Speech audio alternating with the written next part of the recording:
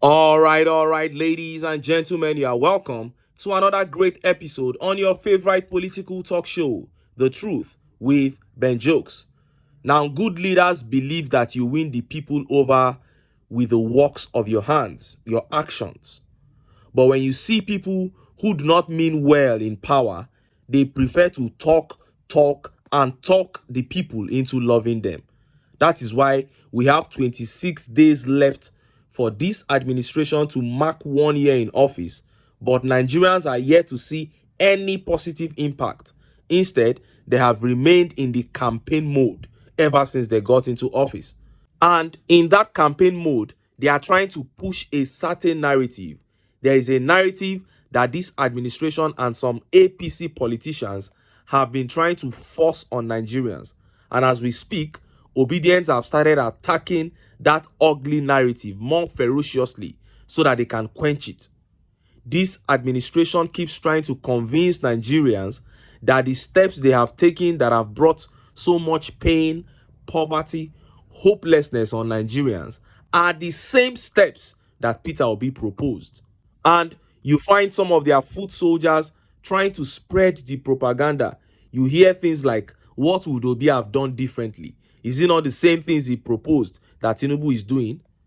They have seen that Peter Obi's fame has continued to rise as all the things he warned against during the campaign are coming to pass under this regime. So they want him to share part of the failure. And Shettima, while speaking in Ladi Kwadi Hall, Abuja yesterday, began propagating this same narrative while begging Nigerians to be patient with their regime. Before I show you what he said and how Nigerians reacted, let me quickly show you this video. And after I watched this video myself, I didn't know whether to cry or laugh. Happening in Zamfara, this man went to a petrol station with his motorcycle to buy petrol. When he heard the price of petrol per liter, he began to cry terribly. And he began telling one of the men around him to buy his motorcycle immediately. He spoke in Hausa, but I'll translate what he said after the video. See the video.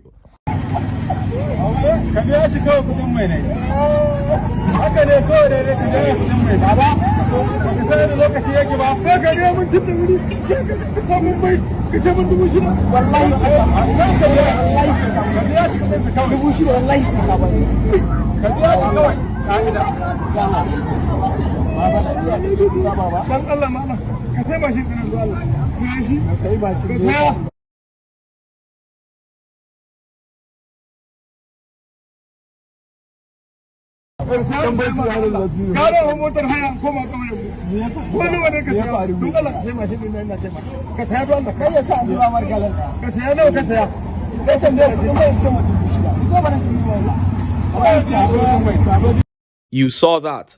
Now, the man actually bought 3 liters of fuel from a black market guy, and the guy told him it is 6,000 naira. And the man burst out crying. He said, how can you tell me this small fuel that I had to wait all day to buy is 6,000 naira? And the guy said, you must pay me my 6,000.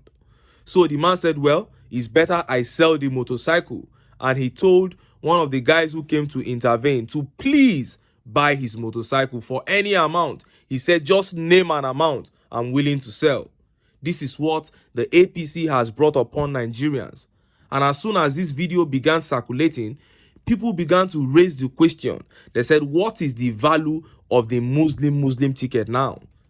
This is an old man in Zamfara crying as a result of the massive failure of the Muslim ticket.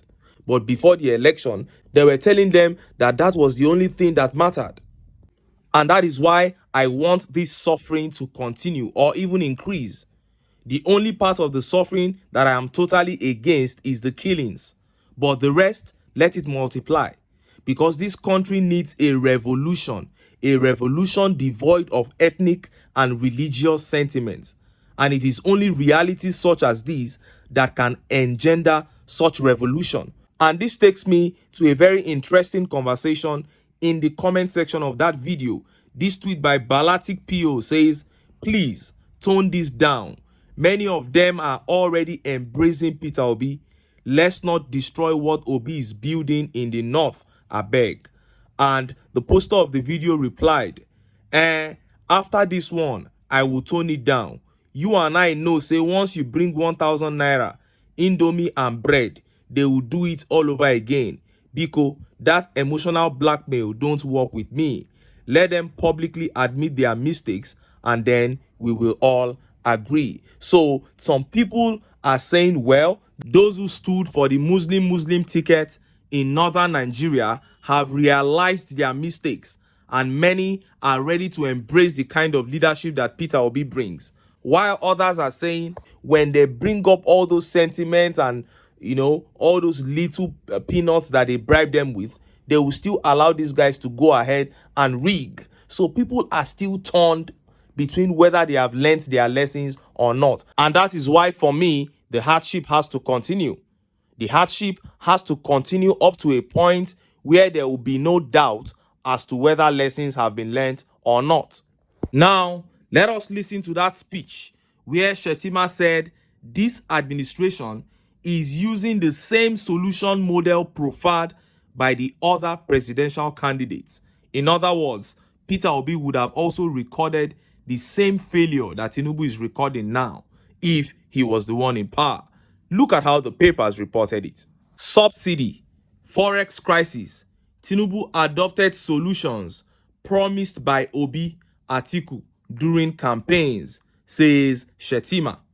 Again, Kashim Shettima has implored Nigerians to be patient with the administration of Bola Ahmed Tinubu as he steers the ship of state through the economic turbulence and storm he met on ground on assumption of office.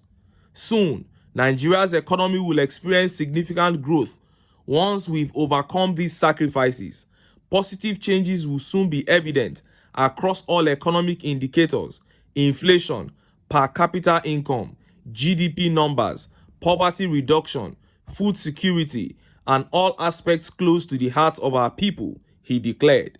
Senator Shettima made the appeal on Thursday during the second Chronicle Roundtable organized by 21st Century Media Services, publishers of 21st Century Chronicle, as part of the Public Service Enlightenment series at Ladi Kwali Hall, Abuja Continental Hotel, Abuja. Acknowledging that government is a continuum, he said whoever had succeeded the previous government should have either chosen to steer the ship through the storm as Tinubu is doing, or jumped ship and let the country implode. He observed that those who contested the presidency with Tinubu did not feel morally justified to question the decision to remove fuel subsidy because it was part of the solution they also tabled before Nigerians. This was because whether in handling the subsidy matter or the forex crisis, they had also promised the solutions we had adopted. Those who attempted to eat their words were instantly proven wrong by data, history, and their antecedents. Those emotionless reality checkers, he pointed out. You heard that. He said, whether in handling the subsidy matter or the forex crisis, they had also promised the solutions we had adopted. They here meaning Obi and Atiku, and we know his emphasis is on Peter Obi. Now, I chose to take this seriously on social media, all the groups I belong to, and in real life, because we are at a time when even the biggest supporters of this regime are beginning to give up. So they want to quickly sell the narrative that the situation of Nigeria is a hopeless one, that whoever is in power would be facing these same challenges. That is not true. He said whoever took over the ship after Buhari would have steered it in the same way Tinubu is doing it, or jumped the ship for the nation to implode. That is so untrue. Peter Obi's model of subsidy removal is totally different from what we have today under Tinubu. Obi said even though subsidy will be removed, he said the payment must be probed because we are subsidizing far more than what we are using. Obi said after a proper probe of the subsidy regime, Nigeria can pay subsidy to ensure that we buy cheap petrol and still have so much money left for infrastructure. Today, this regime has not done that. There is no probe. Instead, they are spending double of what Buhari has spent on subsidy, and the people are still buying petrol at outrageous sums. Secondly, they are going to borrow trillions to spend on the Lagos-Calabar Coastal Highway, a project that will take 8 years or more to complete. And Obi is saying instead, invest that money on agriculture and the emergency road projects within the country. Obi said if you invest 1/10 of that money on agriculture, textile, and the Ajaokuta steel, in the next 4 years, you will be able to carry out 2 of such projects in this country concurrently without borrowing. How are your policies the same with this man's own, for God's sake? How many times has Peter Obi talked about cutting down the cost of governance? Obi said you can't be living in affluence and be asking the people to keep making sacrifices. Cut down the cost of governance. Have they done that? So they are not the same. And look at how Nigerians reacted to Shettima's speech. Look at some of the tweet reactions. This tweet here by Junior says, what happened to adoption of his own solutions? They are now playing the blame game, looking for who to blame. Oga, you and your boss should take responsibility for your actions. You adopted the solutions. Why didn't you replicate it on all sectors, only to turn up with the half-baked solutions? These 4 years, far. And Eze here says, APC knows that the only thing Tinubu promised was a Milocon, Agbado, and cassava. Oh! And D here says, he adopted an idea that he doesn't know how it will be implemented. Someone might have an idea, but don't know how to get it working. Even if they do they have the political will to get it working? That is the big question. And Dr. Tambari here says, this is shameful. What happened to his own solution model? Oh, it's such a shame. I have never seen a situation where a person is in power and he still campaigns.